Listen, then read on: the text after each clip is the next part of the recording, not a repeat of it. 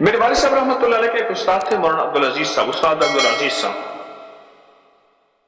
تو میں چھوٹا سا تھا، مجھے یاد ہے وہ بیٹھ کے نا میرے کان مروڑتے تھے ایسے آہستہ آہستہ، اور کچھ باتیں کرتے، کان مروڑتے ہوئے باتیں کرتے تھے. میں ہوں گا کوئی 10-12 سال، 8-10 سال کا غالباً. ان کی ایک بات یاد آئی مجھے بڑے عرصے کے بعد، شاید میں پہلی دفعہ عرض کر رہا ہوں، اللہ کا ان بے شمار معاف کرے. جنت البقیع میں مدفون ہیں. 1971-74 میں ان کا وصال ہو گیا. ایک بستی کے رہنے والے تھے. والد کہتے تھے بکریاں چرا، جانوروں کا گھاس کاٹ، ان کا گوبر اٹھا. ان کو علم پڑھنے کا شوق تھا، علم پڑھنے کا شوق تھا.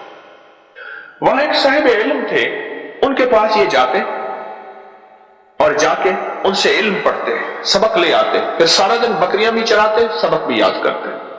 بہت غریب تھے. کبھی کبھی بکری ادھر ادھر بھاگ جاتی، کیونکہ اس لیے سارے انبیاء کو بکریاں چروائی گئیں. بکری بھاگنے والا جانور ہے اور بھیڑ بیچاری سر نیچے ہوتا ہے.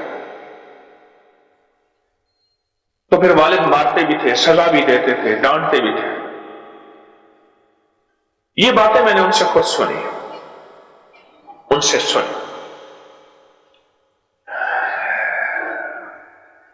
کہتے میں علم پڑھ گیا. علم پڑھتے پڑھتے آخر والد نے اجازت دے دی، اچھا تیرا اتنا شوق ہے تو پڑھ. والد کی اجازت. پھر میں شہر آ گیا، پھر میں نے مرغیاں رکھ لی. ان کے انڈے ہوتے تھے، انڈے بیچتا تھا، کچھ مزدوری کرتا تھا، کوئی نوکری کرتا تھا. پھر یہ ساری چیزیں کر کے میں نے گھر پالا. بچے بھی بہت سارے تھے، وہ نظام بنایا. کہا کہ مجھے ہمارے ایک درویش تھے، انہوں نے بڑے حضرت، جو حضرت خلیفہ غلام محمد صاحب رحمۃ اللہ علیہ دین پر شریف کے بڑے بزرگ تھے. ایک دفعہ میں چھوٹا تھا، ان کی خدمت میں حاضر ہوا. بزرگوں کو ملنے دیکھنے کا شوق تھا. وہ کسی کو بتا رہے تھے، بس میں نے سن لیا. ان کی کوئی نہ اجازت تھی نہ میں. وہ کسی کو فرما رہے تھے کہ فقیرہ 2 تسبیح قل ہو اللہ کی بسم اللہ کے ساتھ، درود شریف کے ساتھ صبح شام پڑھ کے. تو فرمانے لگے کہ یہ سورۃ اخلاص 2 تسبیح پڑھ کے یہ حضرت ابراہیم علیہ السلام اور حضرت زکریا ان کی روحوں کو ہدیہ کیا کر، اور دعا بھی فرما دی ہاتھ اٹھا کے.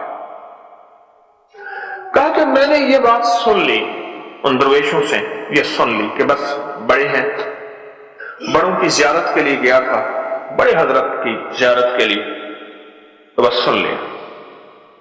اس کے بعد زمانے طالب علمی میں، اچھا ان کا ذوق علمی تھا، عملیات، وظائف، تسبیحات کا ذوق نہیں تھا، لیکن ان کے بارے میں مشہور تھا کہ جس کی اولاد نہ ہوتی ہو وہ ان کے پاس جائیں، جن کی اولاد نہ ہوتی ہو وہ ان کے پاس جائیں اور جا کے ان سے دعا کریں. مشہور تھے، لوگ ان کو پیچھے پیچھے تلاش کرتے تھے.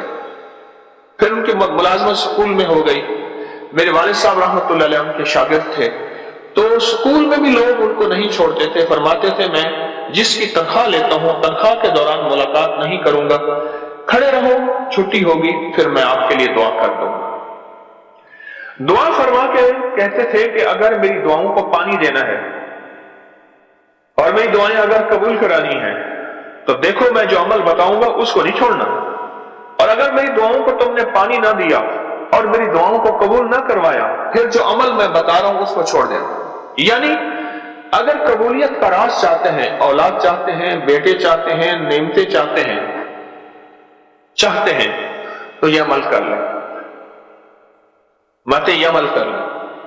اور یقین یعنی عمل ہوتا تھا. یہ میں نے ان سے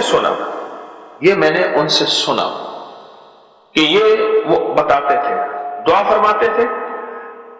اور ایک دفعہ میں نے عجیب بات سنی، چھوٹا سا تھا، میرے والد صاحب رحمۃ اللہ علیہ کے استاد بھی تھے، بزرگ بھی تھے.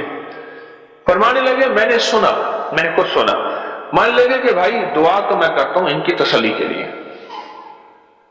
اصل میں دعاؤں کے لیے کہتا ہوں حضرت ابراہیم اور حضرت زکریا کو، ہاتھ اٹھا کے کہتا ہوں کہ حضرات میں ہاتھ اٹھا رہا ہوں، آپ کو یہ اعمال کا ہدیہ کرے گا اور میں بھی آپ کے لیے ہدیہ کرتا رہتا ہوں۔ فرمانے لگے میں بھی ان کو ہدیہ کرتا رہتا ہوں تاکہ کوئی الیک سلیک تو ہو،